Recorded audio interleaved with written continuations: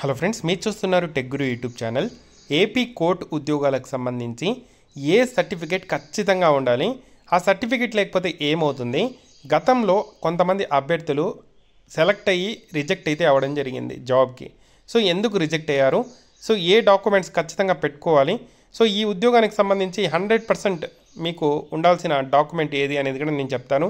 వీడియోని చివరిదాకా అయితే చూడండి, తప్పకుండా వీడియోని అయితే లైక్ చేయండి.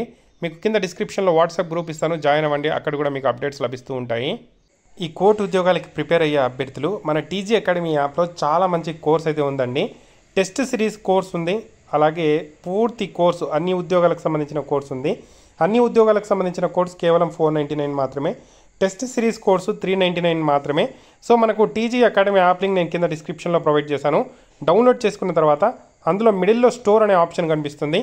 సో ఆ స్టోర్ అనే ఆప్షన్లో వెళ్ళిన తర్వాత మీకు ఈ కోర్సులు అయితే కనిపిస్తాయి.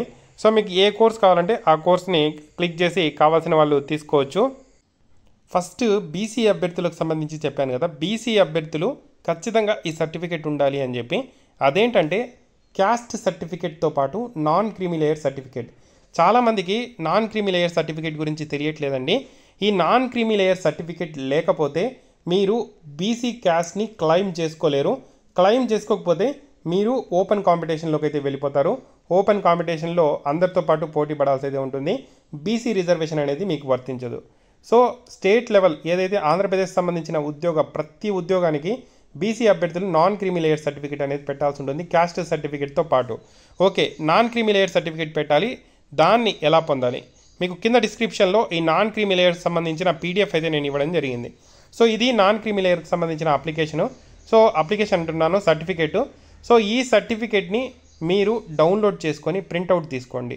ప్రింట్అవుట్ తీసుకున్న తర్వాత సో ఇక్కడ మీ పేరు, మీ మండలు, మీ ఊరు, మీ ఫాదర్ నేము, మదర్ నేము, ఏదైతే డీటెయిల్స్ ఉన్నాయో సో అవన్నీ కూడా ఫిల్ చేయండి. ఓకేనా?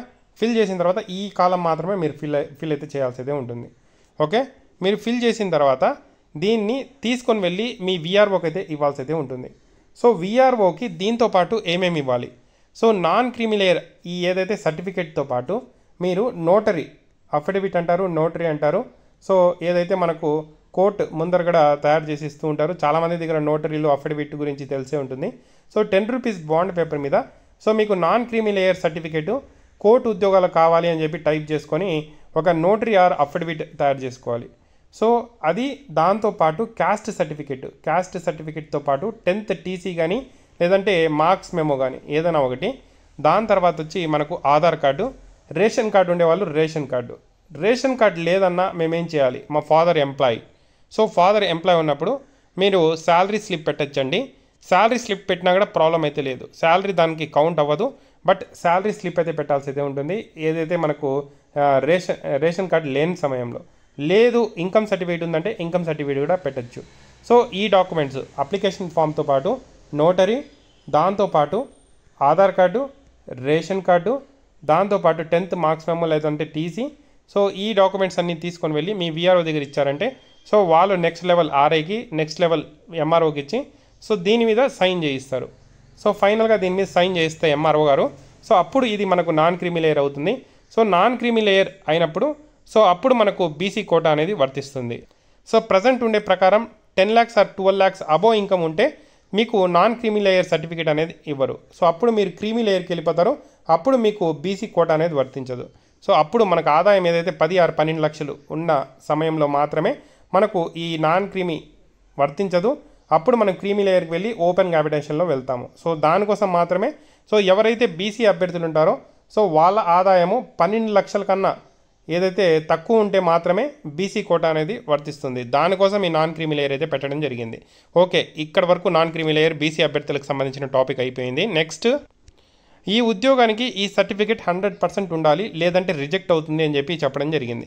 సో ఏ ఉద్యోగానికి అనేది చూసుకుంటే సో 2 రకాల ఉద్యోగాలండి. అవి ఏవేవంటే ఆఫీస్ సబార్డినేటు, నెక్స్ట్ వచ్చి డ్రైవర్ ఉద్యోగాలు. ఆఫీస్ సబార్డినేటు, డ్రైవర్ ఉద్యోగాలకు సంబంధించి మీరు అప్లై చేసేటప్పుడు చాలా జాగ్రత్తగా ఉండాలి. లాస్ట్ టైం చాలామంది అభ్యర్థులు రిజెక్ట్ అయితే అవ్వడం జరిగింది. ఎందుకు అంటే ఈ ఉద్యోగానికి సంబంధించిన క్వాలిఫికేషన్ ఏంటనేది చూసుకుందాం. డ్రైవర్ ఉద్యోగానికి అలాగే ఆఫీస్ సబార్డినేట్కి applicant must have passed 7th class or equivalent examination అన్నారు. 7th class ఖచ్చితంగా పాస్ అయ్యి ఉండాలి. Candidates who failed intermediate will be considered but those who have higher qualification than that shall not be considered. So intermediate వరకు మీరు fail అయినా కూడా problem లేదు, కానీ దానికన్నా ఎక్కువగా మీరు చదువుకొని ఉంటే మాత్రం మీరు కన్సిడర్ కాదు అని చెప్పి ఒక పాయింట్ అయితే క్లియర్గా మనకు ఈ నోటిఫికేషన్లో మెన్షన్ చేశారు. లాస్ట్ ఇయర్ ఇది ఇంటర్మీడియట్ కాకుండా 10th వరకు మాత్రమే ఉండేది, 10th are pass or fail అని చెప్పి. ఈసారి మాత్రం దాన్ని ఇంటర్మీడియట్గా మార్చడం అయితే జరిగింది. So intermediate pass or fail అయినా కూడా మీరు అప్లై చేసుకోవచ్చు, కానీ దానికన్నా ఎక్కువ చదువుకొని ఉంటే మీరు ఈ పోస్టుకి ఎలిజిబుల్ కాదు అని చెప్పి మెన్షన్ చేశారు.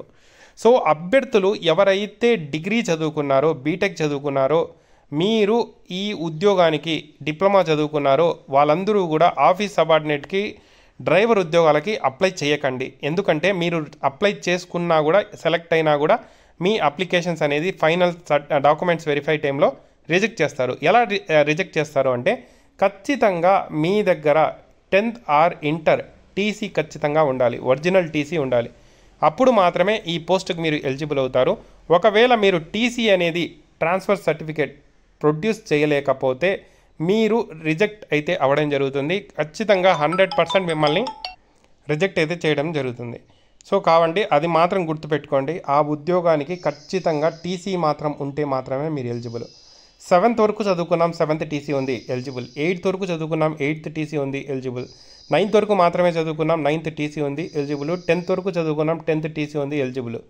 ఇంటర్ చదువుకున్నామన్నా ఫస్ట్ ఇయర్లో నిలిపేశాను, టీసీ తెచ్చుకున్నాను, ఎలిజిబులే.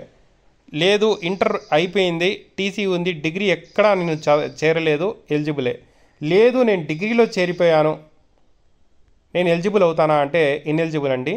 ఎందుకంటే మనము ఇంటర్కి సంబంధించిన టీసీని డిగ్రీలో ప్రొడ్యూస్ చేస్తాము. సో మన దగ్గర ఒరిజినల్ టీసీ అనేది ఉండదు. సో డిగ్రీ కంప్లీట్ అయిన తర్వాత డిగ్రీ టీసీ అనేది మన దగ్గర ఉంటుంది.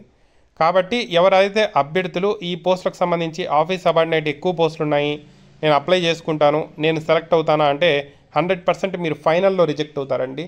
నేను కల్లారా చూడడం జరిగింది. చాలామంది అభ్యర్థులు సర్టిఫికేట్ వెరిఫికేషన్కి వెళ్ళిన సమయంలో అక్కడ ఏదైతే మనకు రిజిస్ట్రార్ గారు అలాగే సూపరింటెండెంట్ గారు ఏదైతే వెరిఫికేషన్ చేస్తారో జిల్లా కోర్టుల్లో, వాళ్ళు మిమ్మల్ని నిర్దాక్షిణ్యంగా రిజెక్ట్ చేయడం జరుగుతుంది. ఈ ఉద్యోగాలకి క్లియర్గా మేము 7వ తరగతి క్వాలిఫికేషన్ పెట్టాము, మీరు డిగ్రీలు, బీటెక్లు, పీహెచ్డీలు చేసి ఎందుకు వచ్చారు అని చెప్పి అడిగి వాళ్ళ అప్లికేషన్స్ని కూడా అస్సలు చూడకుండా రిజెక్ట్ అయితే చేయడం జరిగింది. కాబట్టి అభ్యర్థులు ఇది మాత్రం గుర్తుపెట్టుకోండి, మీ దగ్గర 10th are inter or TC ఉంటే మాత్రమే మీరు అప్లై చేసుకోండి. డిగ్రీలు, పీహెచ్డీలు, బీటెక్లు చేశారంటే మాత్రం ఆఫీస్ సబార్డినేట్కి, డ్రైవర్ పోస్టులకు అయితే అప్లై చేయకండి. సో ఇక్కడ కూడా మనకు నోటిఫికేషన్లో కూడా క్లియర్గా మెన్షన్ చేశారు, మనకు ఫైనల్లో జరిగేది కూడా అదే. సో కావాలంటే ట్రై చేసుకుంటాము, ఒకసారి ట్రైల్ వేస్తాము అంటే ట్రైల్ వేసుకోండి, ప్రాబ్లం అయితే లేదు. ఫీజ్ పే చేసుకోండి, ట్రైల్ వేసుకోవాలంటే వేసుకోండి. సో అది అండి. ఖచ్చితంగా మనము ఆన్లైన్లో కూడా అప్లై చేసే టైంలో టీసీ కూడా అప్లోడ్ అయితే చేయాల్సి అయితే ఉంటుంది. కొన్నిసార్లు మనకు చూడకుండా హాల్ టికెట్ అయితే రిలీజ్ చేస్తారు వాళ్ళు, బట్ ఫైనల్లో మాత్రం రిజెక్ట్ 100% చేస్తారు. ట్రై చేసుకుంటామంటే మాత్రం ట్రై చేసుకోవచ్చు. నా సజెషన్ అయితే ఇది, అప్లై చేయకుండా ఉండడమే బెటరు. కావాలంటే ట్రై చేసుకోండి, చూడండి. లాస్ట్లో మీరు మొత్తం ఉద్యోగం అంతా అయిపోయిన తర్వాత మీ వివరాలన్నీ కామెంట్ చేయండి, మనం ఏదైనా ఒక వీడియో చేసిన సమయంలో. ఇది అప్డేట్ అయితే. ఏదైనా ఇన్ఫర్మేషన్ కావాలంటే తప్పకుండా ఆ వీడియోని లైక్ చేసి షేర్ చేయండి, తప్పకుండా కామెంట్ చేయండి. Thank you for watching. మన టీజీ అకాడమీ యాప్లో టెస్ట్ సిరీస్ అలాగే కోర్స్ అందుబాటులో ఉంది, కావాల్సిన వాళ్ళు తీసుకోవచ్చు. Thank you.